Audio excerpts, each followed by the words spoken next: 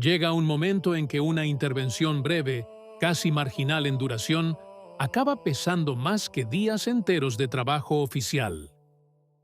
Esto es lo que sucedió durante el consistorio celebrado entre el 7 y el 8 de enero, cuando el cardenal Joseph Zen, de 93 años, habló durante poco más de 3 minutos. Un tiempo breve, pero suficiente para concentrarse en una crítica que, en contenido y tono, trascendió inmediatamente los confines de la sala en que fue formulada. La intervención, hecha pública posteriormente a través de la plataforma Substack del periodista Edward Pentin, se produce en un contexto que no es nada neutral.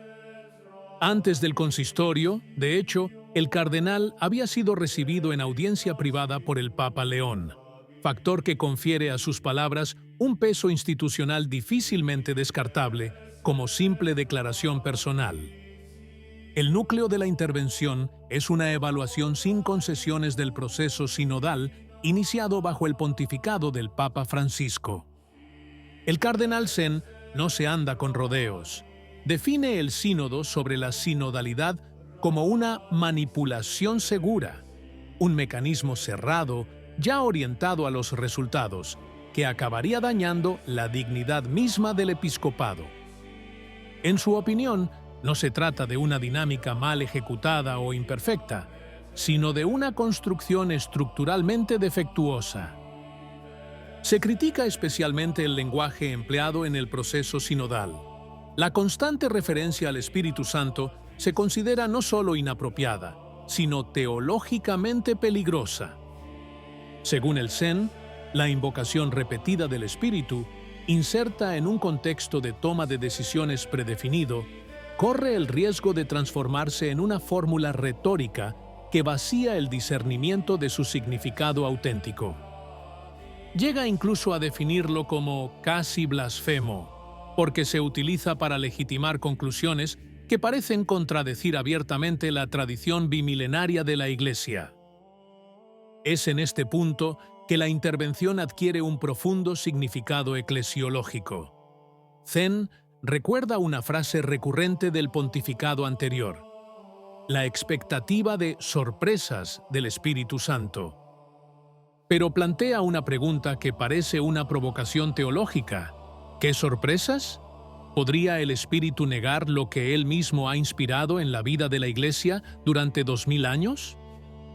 La cuestión no es secundaria, porque toca la relación entre continuidad y discontinuidad, entre el desarrollo orgánico de la doctrina y una ruptura disfrazada de renovación.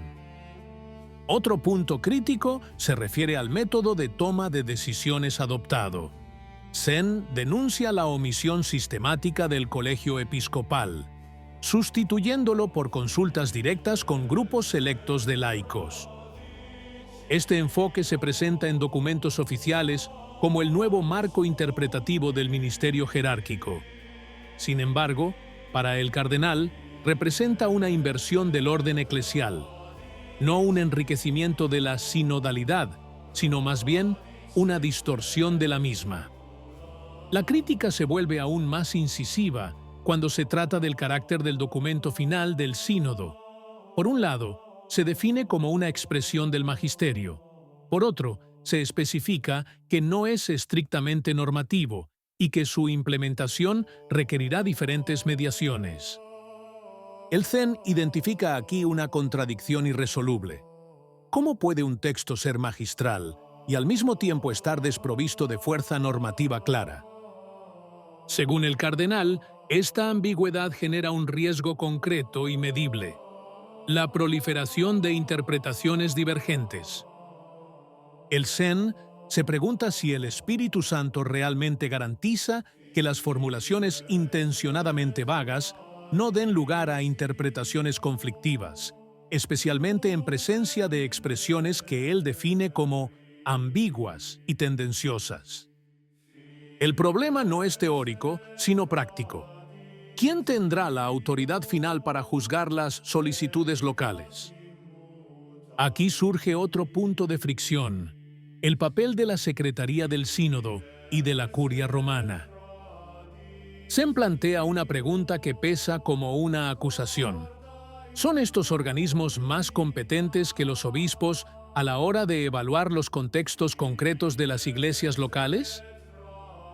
Y si los obispos se consideraran legítimamente más competentes, ¿qué sucedería ante decisiones divergentes? La respuesta implícita es solo una: fragmentación. El Zen recuerda explícitamente el precedente de la comunión anglicana, marcada por divisiones internas nacidas precisamente de un pluralismo doctrinal descontrolado. El temor expresado es que la Iglesia Católica sea conducida progresivamente hacia una fractura similar, no a través de un cisma declarado, sino a través de una multiplicidad de prácticas incompatibles. La conclusión del discurso es quizás la más radical. Zen afirma que el término sínodo ha sido explotado, vaciado de su significado original, hasta el punto de eliminar prácticamente el sínodo de los obispos como institución deseada por Pablo VI. No se trata, pues, de una reforma, sino de una disolución silenciosa, disfrazada de proceso participativo. En contraste, surge una pregunta más amplia. Si la sinodalidad se convierte en una herramienta para eludir la responsabilidad episcopal y relativizar la tradición, ¿qué espacio queda para la continuidad doctrinal? Esta es la pregunta que la intervención de Zen deja en el aire, sin aportar soluciones, pero imponiendo un debate que muchos hubieran preferido evitar. En una época en la que el lenguaje de la unidad se utiliza a menudo para neutralizar el disenso, 3 minutos de palabras claras fueron suficientes para volver a poner en el centro del debate una división real, no mediática. Y el hecho de que estas palabras vengan de un cardenal de unos 90 años, recibidas en audiencia privada por el Papa, hace que sea imposible descartarlas como simple nostalgia del pasado. A modo de cierre, queda abierta una cuestión que va más allá de una intervención concreta y que afecta al futuro mismo del proceso sinodal. Las palabras del cardenal Zen no se limitan a señalar deficiencias procedimentales, sino que plantean implícitamente un problema de responsabilidad. ¿Quién asumirá las consecuencias si la ambigüedad se convierte en práctica habitual y la pluralidad de interpretaciones pasa a ser la norma? La cuestión, en efecto, no es solo si el sínodo producirá documentos u orientaciones, sino si la Iglesia será aún capaz de hablar con una voz reconocible y coherente. Es en este terreno donde la alerta lanzada adquiere un significado más amplio, no como rechazo del diálogo, sino como advertencia. Sin un anclaje claro en la tradición y en el papel del episcopado, lo que se presenta como un camino común podría revelarse, con el tiempo, como una vía sin retorno. ¿Qué opinas? Si te gustó el video, comenta amén. Que Dios te bendiga.